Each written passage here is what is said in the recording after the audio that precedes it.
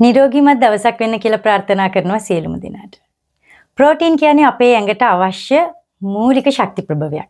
ඉතින් අද අපි කතා කරන්න යන්නේ ප්‍රෝටීන් ගැන. මාළු වලින්, හමිවත් කරපු මස් වලින්, කිරි වලින්, බිත්තර වලින්, කිරි ආශ්‍රිත නිෂ්පාදන වලින්, එහෙමත් නැත්නම් පියලියට වර්ග වලින් අපිට හරි පහසුවෙන් ප්‍රෝටීන් අපේ ඇඟට ගන්න පුළුවන්. මේ කියපු කැම වර්ගවල ප්‍රෝටීන් වගේම විටමින් වර්ග කර්ජ ලවණත් ගොඩක් බහුලයි. ප්‍රෝටීන් වල මූලික තැනුම් මේකකේ ඇමයිනෝ අම්ලනේ. ඉතින් අපි මේ ප්‍රෝටීන් ආහාර අපේ ඇඟට ගත්තට පස්සේ ඒ ප්‍රෝටීන් ඇමයිනෝ අම්ල බවට අපේ ඇඟ ඇතුලේදීපත් වෙනවා.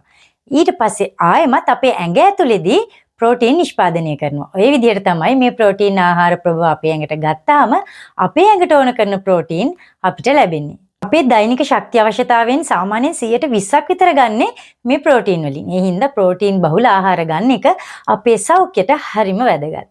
ශක්තිය නිපදවන්න වගේම මේ ප්‍රෝටීන් වලින් අපේ ශරීරයේ තියෙන මාංශ පේශි පාටක වර්ධනය කරන්න, අලුත් වැඩියා කරන්න, හෝමෝන නිපදවන්න, එන්සයිම නිපදවන්න, ඒ වගේම අපේ ප්‍රතිශක්තිකරණ පද්ධතිය ශක්තිමත් කරලා අපේ ආසාදන වලින්, රෝග වලින් ආරක්ෂා කරන්නත් ප්‍රෝටීන් අපිට උදව් කරනවා. අපි ගන්න ප්‍රෝටීන් ප්‍රභව අපිට කොටස් දෙකකට බෙදන්න පුළුවන්. සත්ව ප්‍රෝටීන, ශාක ප්‍රෝටීන කියලා. සත්ව ප්‍රෝටීන වල අපිට අවශ්‍ය ඇමයිනෝ අම්ල ලොකු ප්‍රමාණයක් තියෙනවා. සමහර ශාක ප්‍රෝටීන වල හැබැයි අපේ ඇඟට ඕන කරන හැම ප්‍රෝටීන් වර්ග හැම ඇමයිනෝ අම්ල වර්ගයම නිපදවන්නේ නැහැ. ඒ නිසා ශාක ප්‍රෝටීන, සත්ව ප්‍රෝටීන දෙකම අපි ගන්නවා නම් තමයි අපිට ගොඩාක් පහසුවෙන් ප්‍රෝටීන් අපේ ඇඟට අවශ්‍ය ප්‍රෝටීන් ටික ගන්න පුළුවන් වෙන්නේ. ඒත් ඔයා වෙජිටේරියන් කෙනෙක් නම් ඔයා ශාක ආහාර විතරක් නම් ගන්නෙ, ඔයාට පුළුවන් ශාක ආහාර වැඩි ප්‍රමාණයක් ගන්න. මොකද සත්ව ආහාර පොඩි ප්‍රමාණයකින් අපිට ලොකු ඇමයිනෝ අම්ල ප්‍රමාණයක් අපේ ඇඟට ලැබෙනවා. හැබැයි ශාක ප්‍රෝටීන් ගන්න කෙනෙක් නම් ඊට වඩා ටිකක් වැඩි ප්‍රමාණ වලින් ශාක ප්‍රෝටීන් ගන්න ඕනේ ඇඟට අවශ්‍ය කරන දෛනික ප්‍රෝටීන් අවශ්‍යතාවය සම්පූර්ණ කරගන්නවා නම්. වැදගත්ම දෙයක් තමයි විටමින් B12 ස්වභාවිකව දකින්න තියෙන්නේ සත්ව ආහාරවල විතරයි. සත්ව සම්භවයක් තියෙන ආහාරවල විතරයි. විටමින් B12 අඩු වුණොත් රක්ත හීනතාවය ඇති වෙන්න පුළුවන්. එහෙම නැත්නම් ස්නායු ආබාධ ඇති වෙන්නත් පුළුවන්. ඒ නිසා වෙජිටේරියන් කෙනෙක් නම් විටමින් B12 ගන්න ක්‍රමයක් ඔයා බාහිරින් හදා ගන්න ඕනේ. ඔයාගේ ආහාර වලින් ඔයාට විටමින් B12 ඇඟට ලැබෙන්නේ නැති නිසා. පියලි ඇට වර්ග වලිනුයි රනිල කුලයේ ශාක වලිනුයි තමයි ශාක ප්‍රෝටීන් ශරීරයට ගන්න පුළුවන් වෙන්නේ. ඒ කියන්නේ පරිප්පු, බෝංචි, කඩල, කව්පි, මුං ඇට, කොල්ලු, දඹල මේ වගේ දේවල් තමයි ශාක ප්‍රෝටීන් බහුල ආහාර වර්ග. හැබැයි මේ ශාක ප්‍රෝටීන් වල සිස්ටීන්, මෙතියොනීන් වගේ සමහර ඇමයිනෝ අම්ල අඩංගු වෙන්නේ නැහැ. ඒ නිසා නිර්මාංශ කෙනෙක් නම් පියලියටයි ධාන්‍යයි එකට ආහාරයට ගත්තොත් ඇමයිනෝ අම්ල සමතුලිත කරගන්න පුළුවන්. ධාන්‍ය කියලා අදහස් කළේ හාල්, බඩ ඉරිඟු, ඕට්ස් වගේ දේවල්. ශාක ප්‍රෝටීන් වල වැදගත්ම දෙයක් තමයි ශාක ප්‍රෝටීන් ප්‍රභවවල සංතෘප්ත මේදය අවමයි. ඒ වගේම ජලයේ දිය වෙන තන්තුත් ලොකු ප්‍රමාණයක් තියෙනවා. ඒ නිසා ප්‍රෝටීන් අපේ ඇඟට ලැබෙනවට අමතරව දියවැඩියාව, හෘද රෝග මේ වගේ දේවල් අඩු වෙන්න, බර වැඩි වෙන එක නවත්ත ගන්නත් ශාක ප්‍රෝටීන් අපිට ගොඩක් වැදගත් වෙනවා. තව දෙයක් තමයි පියලි ඇට වර්ග පැලවෙන්න තියලා මුල් අද්දලා ගන්න. ඒ විදිහට අපි කෑමට එකතු කරගත්තොත් පෝෂක පදාර්ථ වැඩි ප්‍රමාණයක් අපේ ඇඟට අවශෝෂණය කරගන්න පහසු වෙනවා. සත්ව ප්‍රෝටීන් ගත්තාම වැඩි දෙනෙක්ම ගන්න සත්ව ප්‍රෝටීන් වර්ගය තමයි මාළු. හාල් මැස්සෝ, බලයෝ, කුඹලාවෝ, බෝල්ලු මේ වගේ මාළු වල ප්‍රෝටීන් වලට අමතරව ඔමේගා 3, ඔමේගා 6 කියන අපේ ඇඟට හිතකර මේද වර්ගත් බහුලව තියෙනවා. මේ මාළු වර්ගවල vitamin B1, vitamin B6, B12, vitamin D, vitamin A වගේ විටමින් වර්ගත් බහුලයි. කුඩා මාළු වර්ග මාළු කටුත් එක්කම ආහාරයට ගන්නවා නම් කැල්සියම්, ෆොස්ෆරස් වගේ දේවලුත් අපේ ඇඟට එකතු කරගන්න පුළුවන්. හැබැයි කරවල ආහාරයට ගන්නකොට ටිකක් කල්පනාවෙන් ගන්න ඕනේ.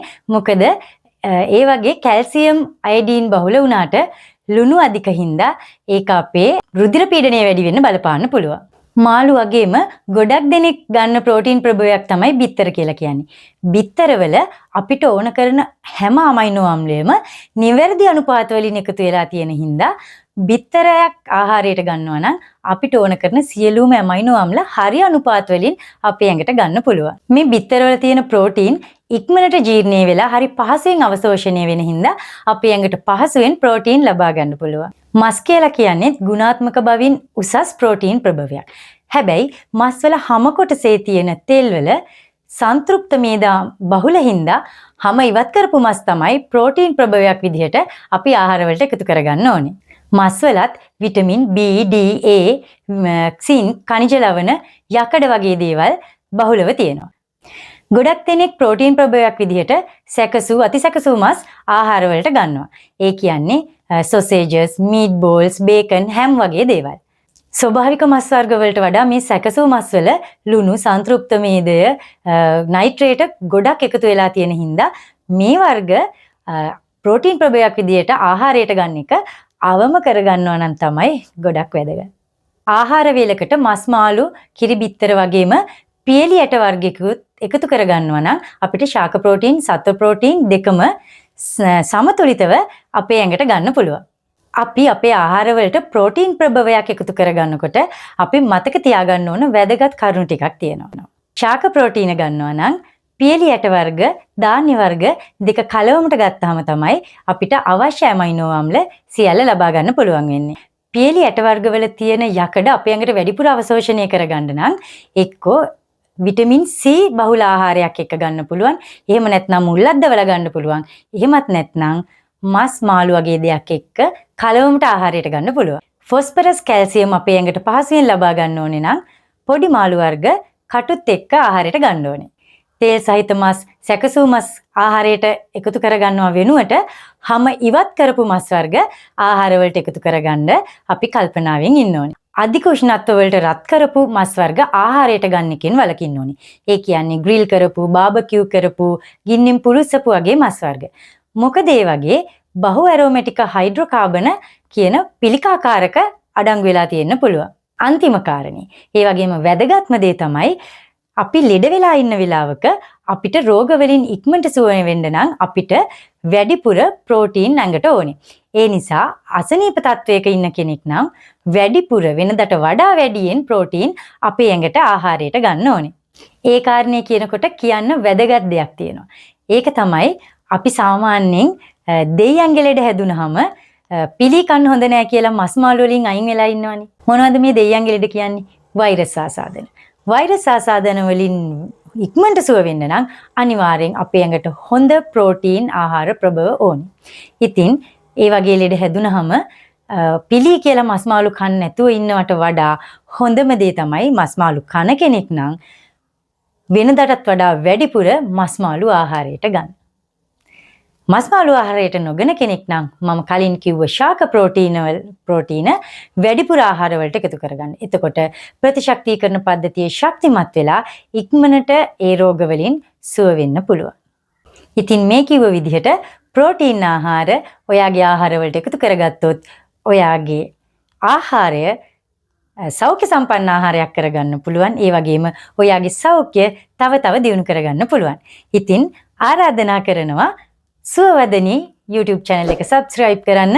මේ වගේ වැදගත් දේවල් ඉදිරියටත් ඔයාට අරගෙන එන්න බලාපොරොත්තු වෙනවා.